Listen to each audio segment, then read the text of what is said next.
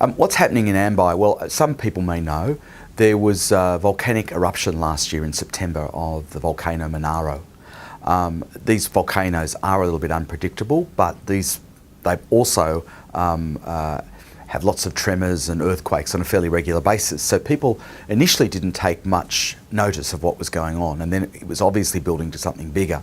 And so in September the volcano erupted and spread ash and dust from the rocks that had exploded as part of the eruption, and that really created a very, very unsafe environment for the local people. That was followed by another eruption earlier this year, and as a result of that, the government's actually had to declare the island as largely inhabitable, and that most people, or everybody actually, has been ordered to leave. That evacuation is now almost complete. There are still a few people that are trying to insist on remaining there, but the government's actually having to force them off because it really is an environment that is unstable as far as the eruptions are concerned, but also what's happened means that it's just inhabitable for the foreseeable future. The dust and ash will not clear in a very short time.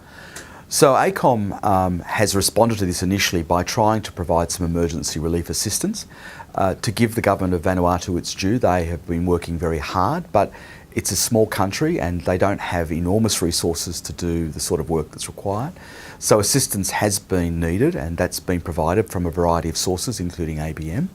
And that's allowed the church to come alongside people and try and help them in the early stages of resettlement. But the church is increasingly moving to a position of saying we're going to have to lobby the government a little bit more so that we can get them to look seriously at the fact that so many people are now in Santo.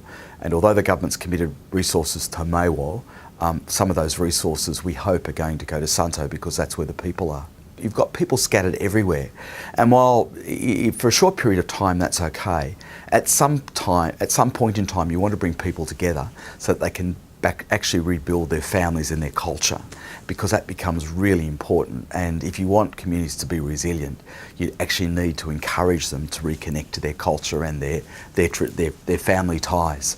So that's the work that ACOM is looking at in the short term, and of course out of that they'll begin to then look at strategies for actually helping these communities to rebuild, and also helping the local people who are already living in those places adjust to the fact that they've got a significant increase in their population. One area where the church really is well equipped is through their parish structures. So what we've been encouraging the ACOM to do is to see how the local parishes that are already there can actually reach out to the people that arrived and give them a welcome and support. And so that's something that the clergy can be more tasked to do, and certainly the ACOM's looking at that at the moment. There's also recognition that there are some parts of Santo where the refugees are going where there is no church structure. So it's an opportunity for the church itself to think about how it repositions itself to meet the needs of these families. And often, as these things go forward, it's the pastoral needs of people. It's the things that they've lost. It's all the issues that there with resettlement. It's the strain on the family. It's issues about how you get livelihoods, how you get income, all this stuff that will emerge. And that's where it's really good to have the church behind you, to have sensitive priests that can give you counsel, and to have welcoming communities that understand what your issues are and seek to work alongside you. We've had an appeal, and we still have an appeal for the volcanic eruption that occurred in Ambae. I'd like to encourage people to continue to give to that appeal.